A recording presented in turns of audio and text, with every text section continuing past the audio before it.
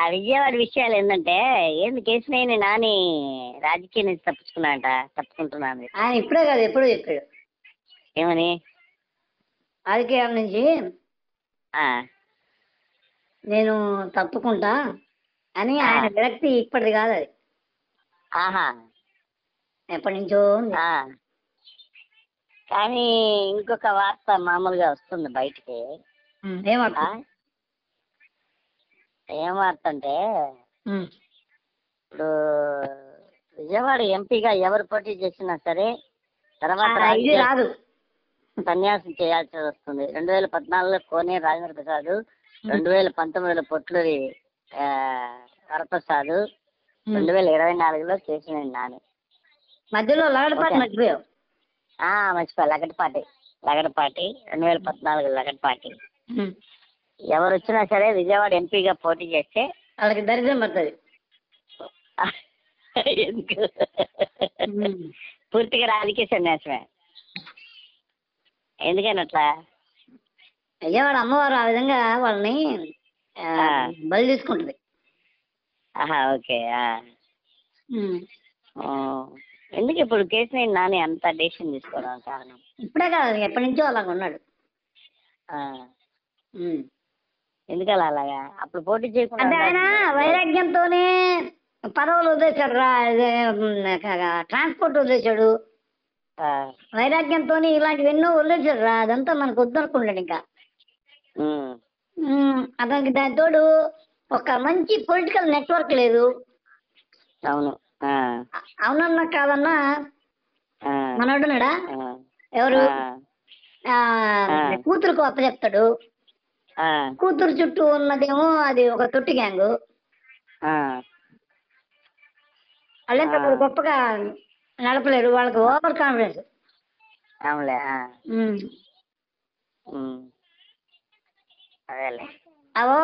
అయితే mini zero feel అవుతుంటాయి.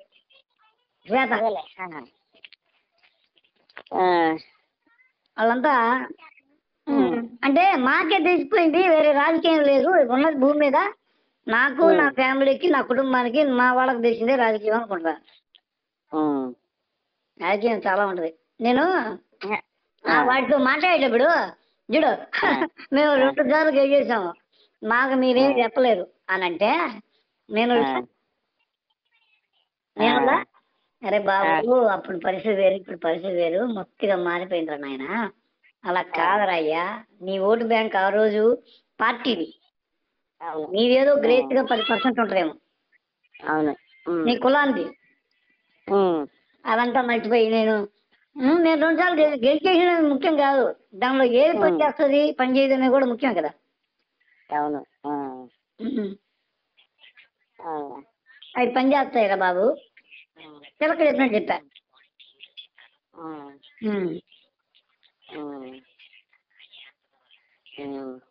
అందరూ భారతి, నీకు భరత్ అంతే, వాళ్ళు బొచ్చ వాళ్ళంతే భయంకరంగా నెగిటివ్ ఉంది. మీ యొక్క మేనిఫెస్టో ఎందుకు పనికిరాదు పక్కన పెట్టి చూస్తే. చాలా ఘోరంగా ఉంటారు గ్రౌండ్ చెప్పి ఎంతో చేస్తాం. నేను ఎన్ని ఇచ్చాను తెలుసా రిపోర్ట్లు, పార్టీకి ఆర్టీసీ పంపించమని రిపోర్ట్ నేను ఇచ్చా. మందుబాబులు రాజమండ్రిలో అయితే వాడు నాతో ఒకడు అన్నాడు, నా పెళ్ళాన్నైనా వదిలేస్తాం కానీ మందుని వదలను, అలాంటి మందుని నాకు సరిగ్గా ఇవ్వకుండా ద్రోహం చేస్తున్నాడు జగన్, జగన్ ఒక ద్రోహి అన్నాడు వాడు. తిరుపతిలో అది అలాంటి వాడిని చూసా.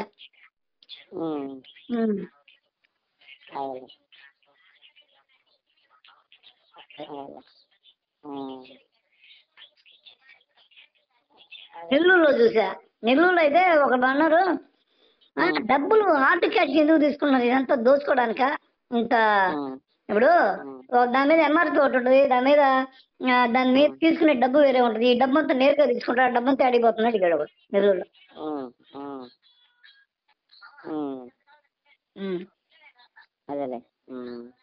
వాళ్ళందరికీ సమానం చెప్పలా. అవును.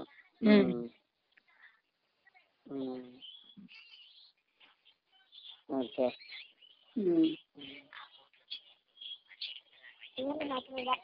ఆ, అదేలే. ఇంకా యువతను బొత్తిగా వదిలేశాడు. ఆ, ఉం? వాళ్ళు మా ఆ, వాళ్ళు మా ఓటు బ్యాంకే కాదు అన్నాడు సజ్జల. ఆ, సజ్జల అదేలే. ఏడగొట్టాలో అర్థం కావట్లేదు కోట. ఆ, నిమ్మగడ్డ రమేష్ ఎలక్షన్ కమిషన్. ఏదంటే నిమ్మగడ్డ ఎవరు అంటుంటే మాజీ ఎలక్షన్ కమిషన్ నాకేమైనా ఇస్తున్నాడు పోస్ట్ ఇప్పుడు. ఏమో ఇస్తారు కదా మరి, ఉం. బానే కదా కాపాడింది. ఉం. ఆ? నిమ్మగడ్డ ఈసీ నుంచి ఈసారి మీకు డైరెక్ట్ గా మీకు ఇవ్వకుండా ఓట్లు రిజల్ట్ ఏంటంట ఏదో ఈసీ నుంచి డైరెక్ట్ గా ఓట్లు ఇవ్వకుండా ఏదో చెప్తా ఉంది వాడెవడు మాట్లాడితే. ఈసీ నుంచి యాప్ ద్వారా తీసుకున్నారంట దాన్ని. నిమ్మగడ్డ రమేష్ కుమ్మక్కయ్యి యాప్ ద్వారా దాన్ని. ఏదో నేను నాకు డౌట్ ఏంది తెలుసా, ఇంత పెద్ద గెలుపు వస్తే వీళ్ళకి నిమ్మక నీళ్ళు ఎత్తినట్టు లేరు. అవునులే. మామూలుగా గెలవలేం గెలుస్తున్నామంటే వాళ్ళ ఈ భయంకరంగా ఉంటుంది వైబ్రేషన్ చూసావా.